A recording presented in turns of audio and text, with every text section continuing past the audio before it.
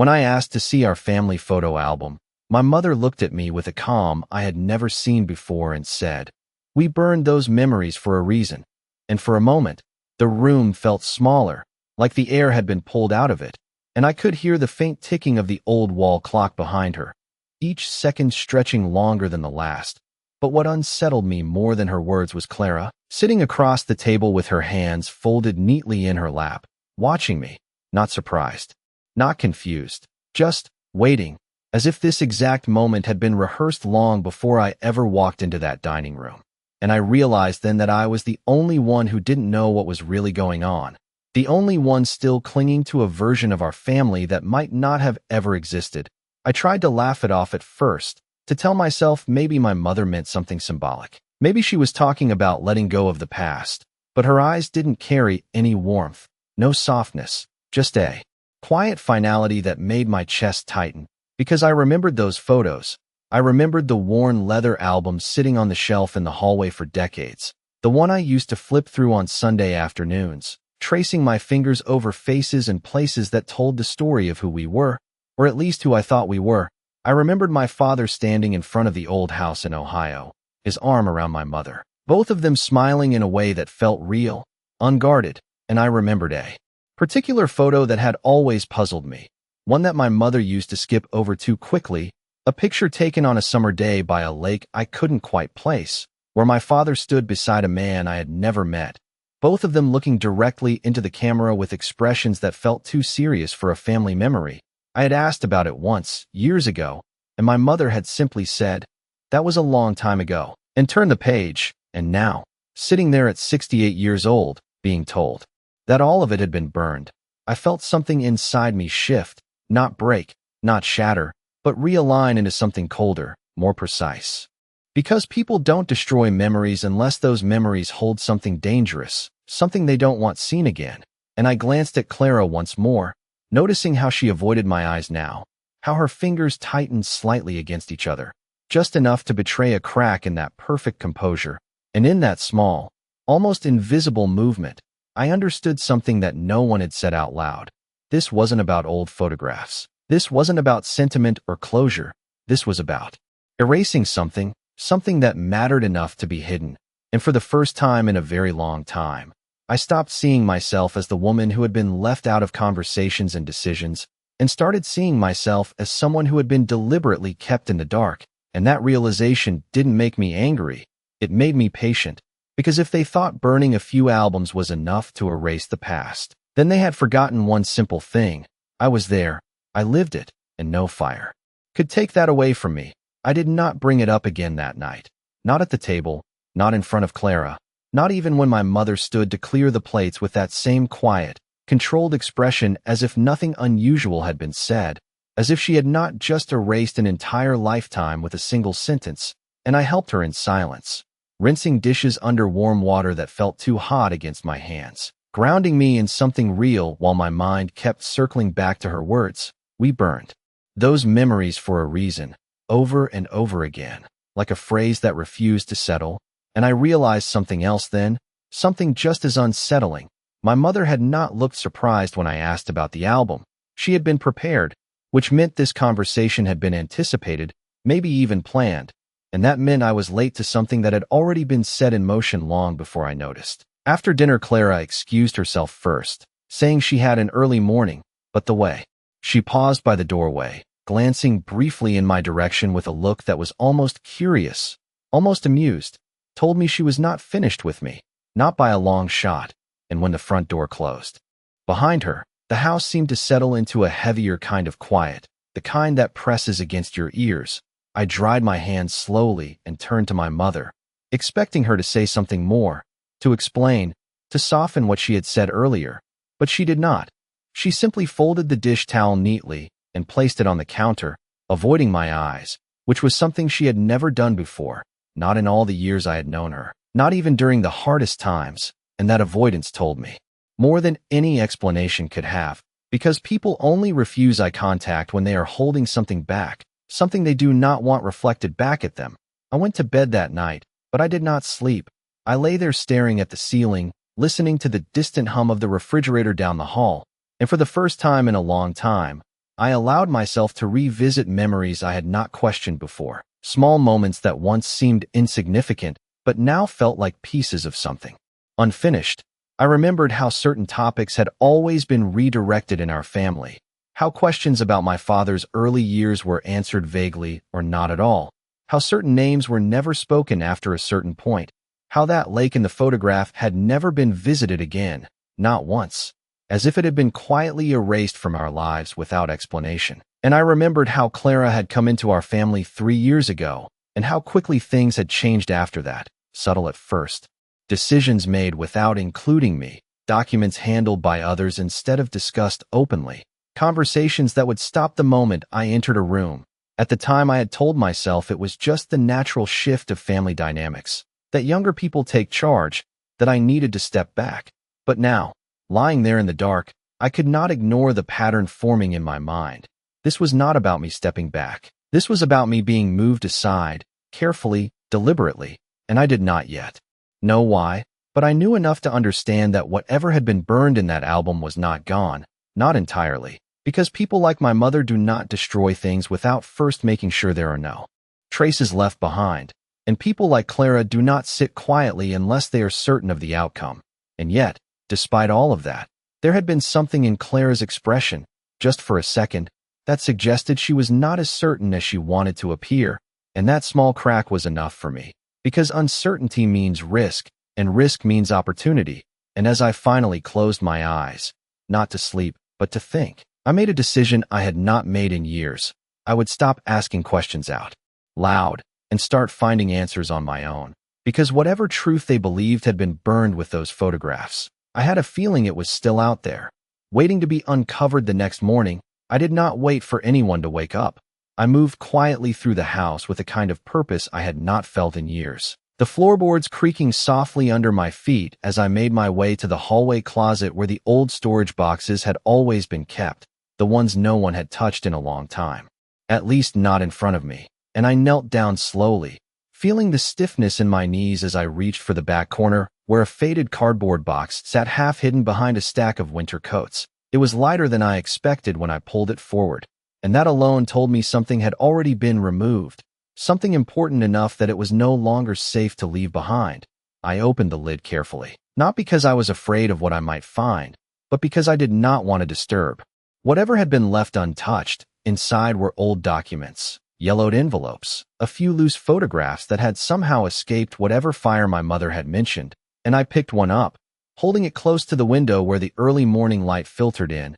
It was a picture I did not recognize at first, taken in front of a building with a sign partially visible above the door, the edges worn but the faces still clear. My father stood there, younger than I remembered him, his posture straighter, his expression more guarded, and beside him was that same man from the lake photograph, the one my mother had always dismissed. But this time there was something else, a third figure, just barely visible at the edge of the frame, someone who had been almost cropped out of the moment, and yet not entirely erased.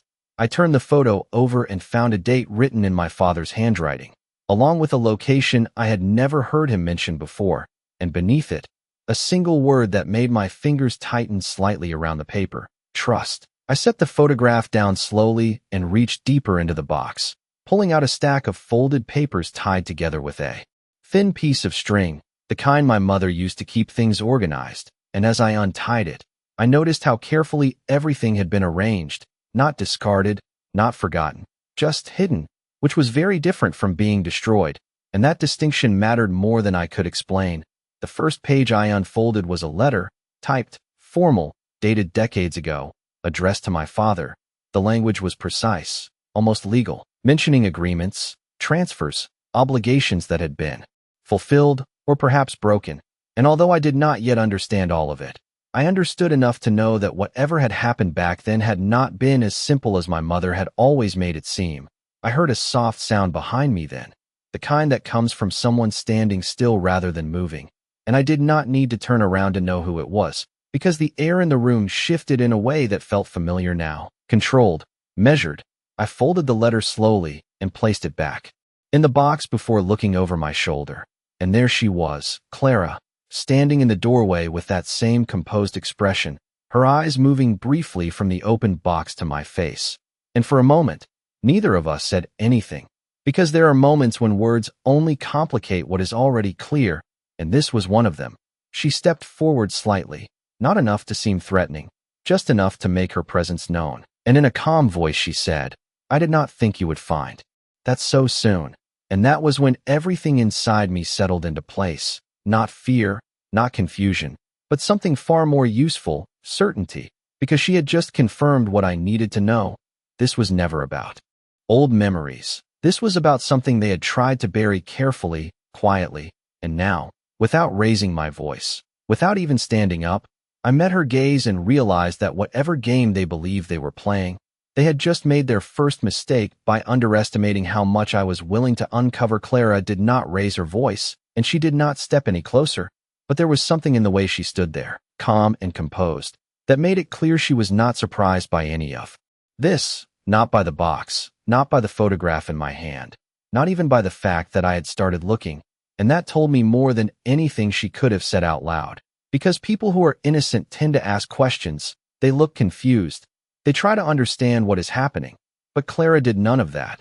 She simply observed, as if she were watching a scene unfold exactly the way she expected it to, and that quiet confidence made me more cautious than afraid. I closed the lid of the box slowly, not hiding it, not protecting it, just acknowledging that whatever was inside had already served its purpose for now. And I rose to my feet, feeling the slight stiffness in my back as I faced her fully, and for a brief moment we stood there in silence, measuring each other without saying a word, until she finally spoke again, her tone polite, almost gentle, but carefully controlled. She said you should not dig into things that were meant to stay in the past, and I noticed how she chose her words, not burned, not destroyed, just meant to stay in the past, which was not the same thing at all, because something that is meant to stay hidden can still exist, and that distinction settled firmly in my mind. I tilted my head slightly and replied in an even voice that I was not digging. I was remembering.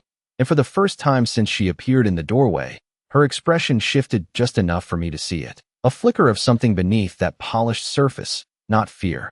Exactly, but calculation adjusting itself. And that was when I understood that whatever control she believed she had over this situation was not as complete as she wanted it to be. She folded her arms loosely, as if relaxing into the conversation, and said that my mother had only been trying to protect the family, that some things from the past were complicated and better left alone, and I listened carefully, not to her words, but to what she avoided saying, because she did not deny the existence of those memories. She did not question the photograph. She did not even pretend that the documents were meaningless. She only insisted that they should not matter anymore, and that told me everything I needed to know, because when people argue that something should not matter, it usually means that it matters more than they want to admit. I stepped past her then, carrying the weight of that understanding with me as I moved into the hallway, and I could feel her watching me, waiting for some kind of reaction, some sign that I was upset or overwhelmed, but I gave her nothing, not anger, not confusion, just quiet acceptance, because there is a certain kind of power in not reacting the way people expect you to. And I had learned that much over the years. I paused at the base of the staircase and looked back at her, meeting her gaze with a calm I had not realized I possessed. And I said that if something was worth hiding for this long, then it was worth understanding. And I did not wait for her response before turning away, because I did not need her permission to continue. The rest of the day passed in a strange kind of normal. My mother moved through her routines as if nothing had changed. Clara stayed close, but not too close. Always within sight, always aware, and I played my part just as carefully, asking no more questions, showing no more curiosity, because I knew now that whatever answers I was looking for would not come from direct confrontation. They would come from observation, from patience, from allowing them to believe that I had accepted their version of the truth. And that night, as I sat alone in the living room with the soft glow of the lamp, casting long shadows across the floor, I took the photograph from my pocket and studied it again, focusing not just on the faces, but on the details I had overlooked before, the sign above the building, the angle of the sunlight, the positioning of the figures, and slowly, piece by piece, a pattern began to form in my mind, one that did not fit the story I had been told for years. And as I traced the faded ink of my father's handwriting on the back, that single word lingering in my thoughts. Trust. I realized that whatever had been hidden was not just about the past. It was about something that had consequences even now, something that Clara was trying to control, and if she was involved, then this was no longer just a matter of old memories. It was something active, something ongoing, and for the first time since this began, I felt a quiet certainty settle in. I was no longer reacting to what they chose to reveal. I was starting to see what they had tried to conceal, and that changed everything. The following morning, I did something I had not done in years. I left the house without telling anyone where I was going. Not because I needed secrecy for its own sake, but because I understood now that every move I made was being observed, measured, and quietly anticipated. And if I wanted answers, I needed to step outside the version of reality they had constructed around me. I drove for nearly 40 minutes, past the familiar streets that had shaped most of my life, until the houses grew older, the sidewalks narrower, and the sense of time felt less controlled, less curated. I parked in front of a small brick building that had once been a law office, one I remembered visiting with my husband decades ago, back when everything still felt open and explainable. The sign above the door had faded, the lettering worn by years of weather, but it was still there, still standing, much like the photograph I had found, and that alone felt like confirmation that not everything from the past could be erased as easily as they wanted me to believe. Inside, the air carried that quiet stillness of a place where stories had been told and filed away, and behind the front desk sat a woman who looked at me with polite curiosity, the kind reserved for strangers who seem like they might belong but have been gone too long. I gave her my name, my voice steady, and asked if there was anyone who might remember my husband, not expecting much, but hoping for something, anything that could connect the fragments in my mind. She hesitated only briefly before telling me there was one person, an older man who still came in a few days a week, more out of habit than obligation, and she gestured toward a door at the end of the hallway. I walked slowly, each step carrying a weight I could not quite define, until I reached the office and knocked gently.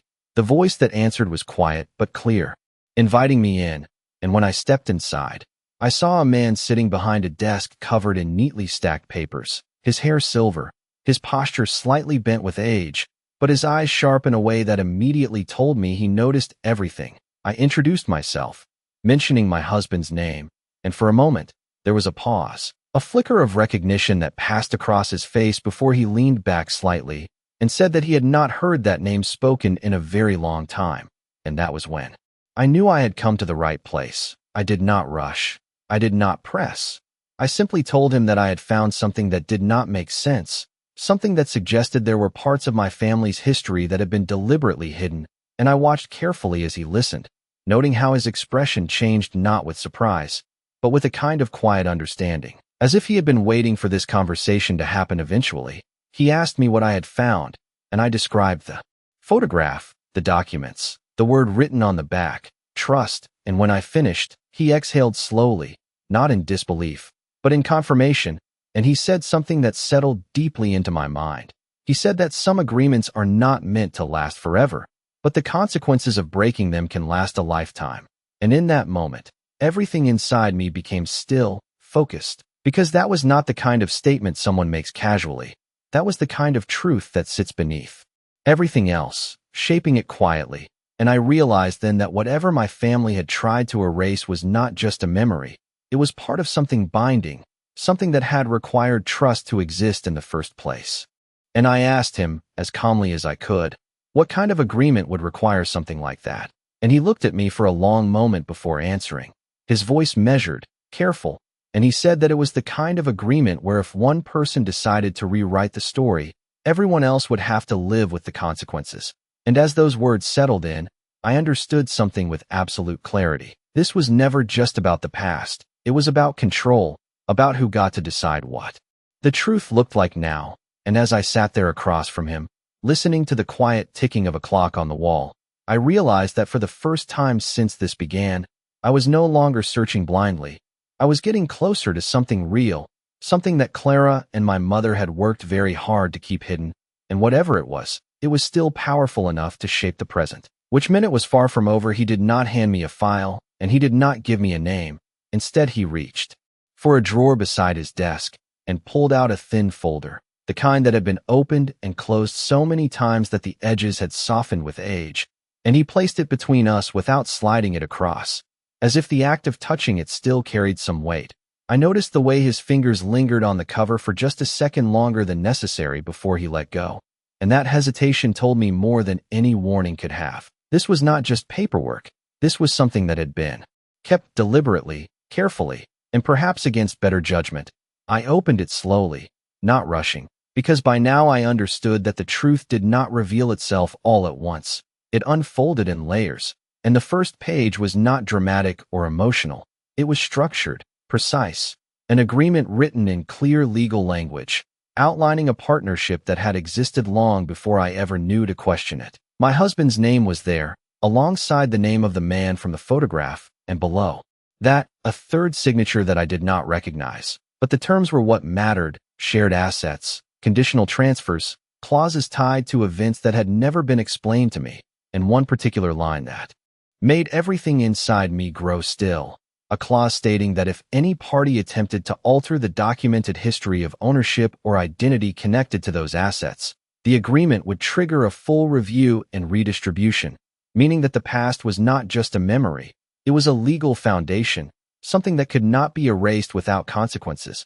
I turned the page and found correspondence. Letters exchanged over the years, some formal, others more personal, but all carrying the same underlying tension, the same careful language that suggested something had gone wrong, something that had required quiet adjustments rather than open confrontation. And as I read, a pattern began to form, one that connected the photograph, the documents, and the silence I had lived with for so long. My husband had been part of something larger, something that involved trust, not just between individuals, but between identities, between versions of the truth that had been agreed upon and maintained. And when that trust had been broken, it had not been resolved. It had been buried, hidden behind time and distance and silence. I looked up at the man across from me, and he did not need to ask what I was thinking. He simply nodded once, as if confirming that I had reached the same conclusion he had known all along. And he said that when my husband passed, certain responsibilities should have transferred in a specific way. But something changed, something that redirected control. Not through open means, but through quiet adjustments, documents handled differently, records altered subtly enough that no one would question them unless they already knew where to look. And in that moment, Clara's calm demeanor, her confidence, her careful choice of words, all of it made sense in a way that felt almost inevitable.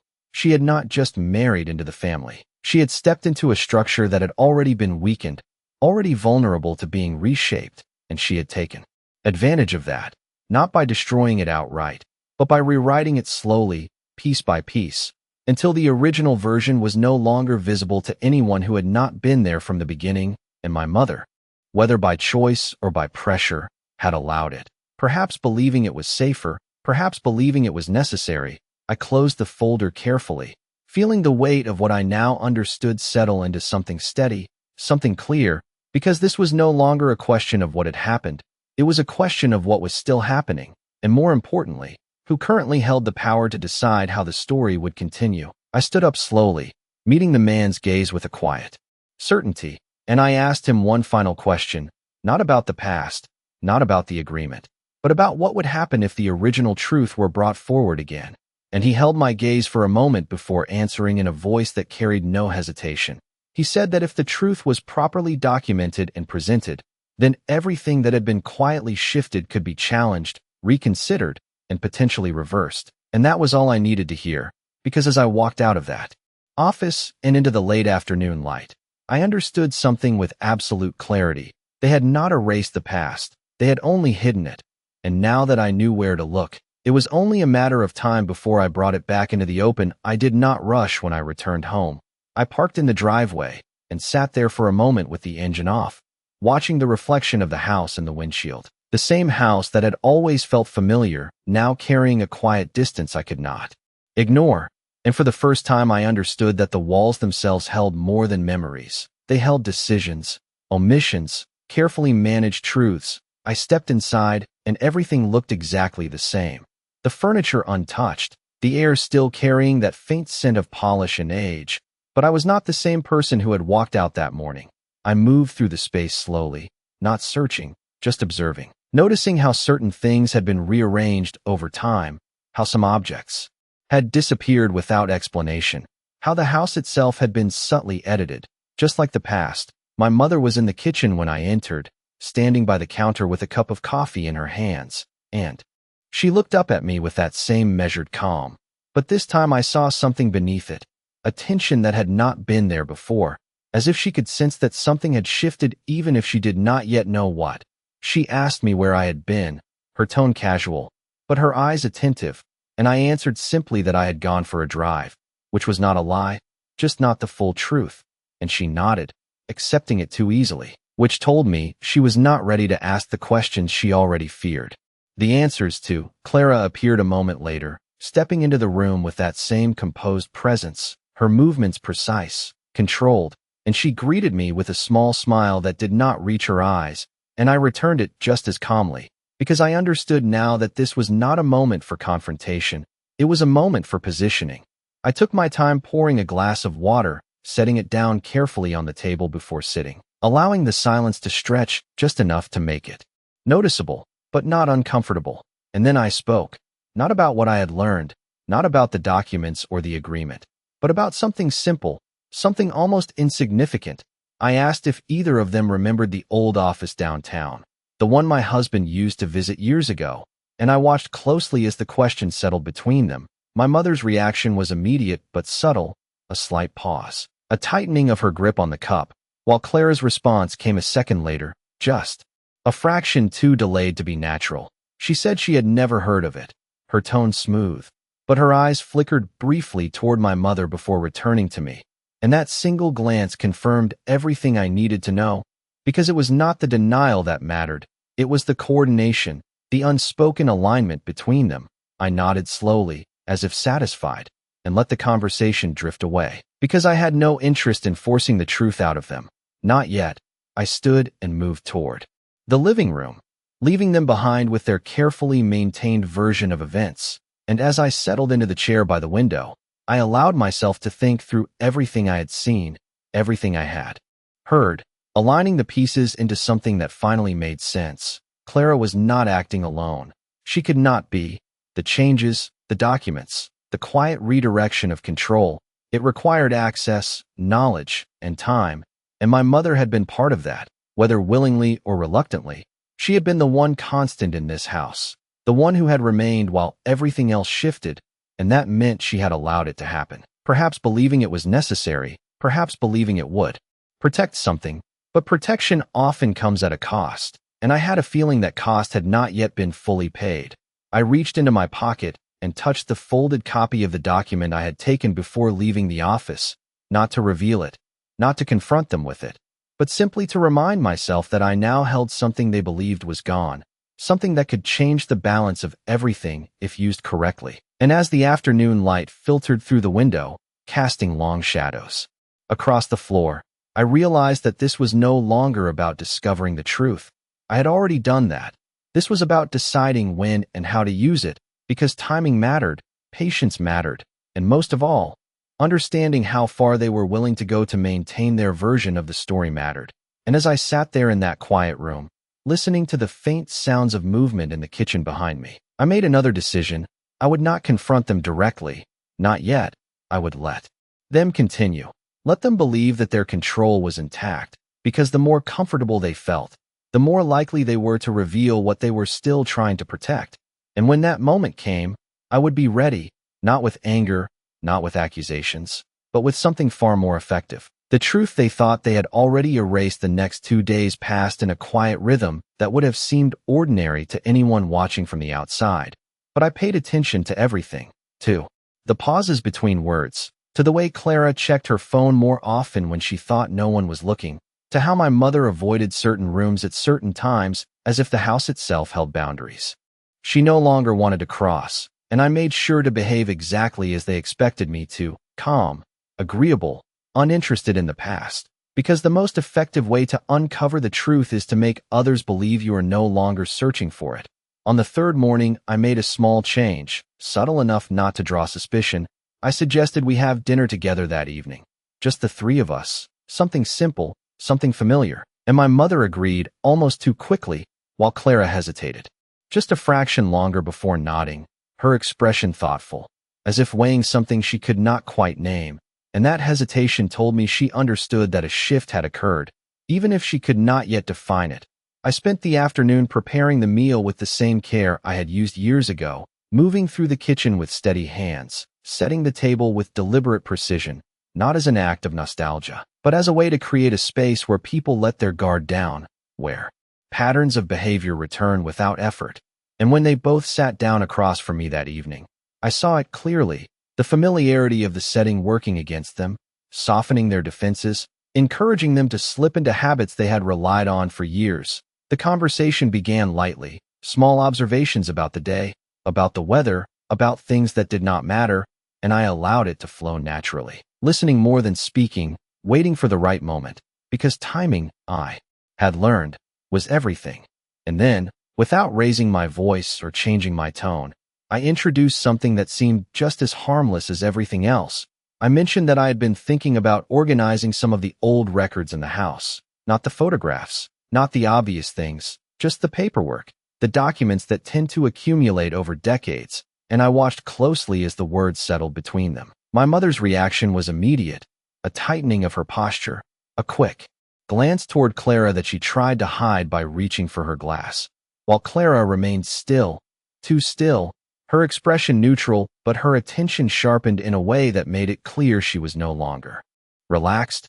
I continued as if I had not noticed, explaining that it might be helpful to understand what needed to be kept and what could be discarded, framing it as something practical, something responsible, and my mother nodded slowly, agreeing in principle but offering no specifics, while Clara finally spoke, her voice calm but carrying a quiet firmness as she said that some documents were better left as they were, that not everything needed to be revisited, and there it was, not a denial, not a dismissal, but a boundary, carefully placed, and I recognized it immediately for what it was, an attempt to control the direction of the conversation without appearing to do so. I smiled slightly and nodded, as if accepting her point, and let the subject drift away once more, because I had already seen what I needed to see, the coordination, the awareness, the underlying concern that something might be uncovered if the wrong questions were asked. And as the evening continued, I maintained that same calm presence, offering nothing more, asking nothing further, allowing them to believe that the moment had passed. But inside, everything had become clearer, because now I knew exactly where the pressure points were, what topics caused hesitation, what suggestions triggered quiet resistance, and that knowledge was more valuable than any direct answer they could have given me. Later that night, after the dishes were cleared and the house had settled into silence once again, I sat alone at the table and allowed myself to think through the next step, not in terms of confrontation, but in terms of exposure, because there is a difference between revealing the truth and forcing it into the open, and I intended to do the latter, carefully, precisely, in a way that left no room for denial. I reached into my pocket and unfolded the document once more, tracing the lines with my finger as if committing them to memory, and I realized that the agreement itself was not just a piece of evidence, it was a mechanism, something that could be activated under the right conditions, something that would force everything hidden to be examined again. And as I sat there in the quiet glow of the kitchen light, I understood that the next move was not about asking questions or gathering more information. It was about creating a situation where the truth would have to surface on its own, and once it did, there would be no way to hide it again the following morning. I made the call before anyone else in the house had woken up, my voice steady as I spoke to the man from the office, confirming what needed to be done and setting the process in motion, not with urgency, but with precision. Because once something like this begins, it cannot be undone. And that was exactly the point. I spent the rest of the morning as I always did, moving through the house with quiet routine, making coffee, opening the windows just enough to let in the cool air, creating the illusion that nothing had changed. And when Clara entered the kitchen, she paused for a moment longer than usual, her eyes moving across the room as if sensing something she could not yet identify, and I greeted her with the same calm tone I had used the day before, offering no indication that anything was different, because the most effective shifts are the ones that are not immediately visible. My mother joined us shortly after, and the three of us moved through the morning with that same careful balance. Conversation light, movements measured, but beneath it all there was a subtle tension that had not been there before, something unspoken but present. And I knew it would not take long for that tension to find its source. It was just afternoon when the doorbell rang. A single clear sound that seemed to carry more weight than usual, and I watched as both of them reacted, not dramatically, but just enough to confirm what I already understood. Clara's posture straightened slightly, her attention sharpening, while my mother set her cup down with a quiet precision that betrayed her awareness. I stood up without hesitation and walked to the door, not rushing, not delaying, just moving with purpose. And when I opened it, the man from the office stood there, composed, professional, holding a folder that I recognized immediately, not because of its appearance, but because of what it represented. I stepped aside to let him in, and as he entered the house, I could feel the shift in the air, the moment when something controlled begins to unravel. He introduced himself politely, addressing my mother first, then Clara, explaining that he was there to review certain documents related to a prior agreement that had recently been brought to his attention, his tone formal, neutral, leaving no room for interpretation. And I watched as the words settled, as their meaning began to take shape in the space between us. Clara was the first to respond, her voice calm but carrying a sharp edge as she asked what agreement he was referring to. And he answered without hesitation, naming it clearly, outlining its purpose, and more importantly, its conditions, including the clause regarding alterations to documented history and the requirement for full review if such alterations were suspected. And in that moment, the room became very still, because there are certain truths that do not need to be argued, they simply exist, undeniable once spoken. My mother remained silent, her gaze fixed on the table as if searching for something that was no longer there, while Clara maintained her composure, but I could see the calculation behind her eyes, the rapid adjustment of a strategy that had just been disrupted. And that was when I understood that this was the beginning, not the end. Because bringing the truth into the open does not resolve everything at once. It forces everything hidden to respond, to shift, to reveal itself in ways that cannot be controlled.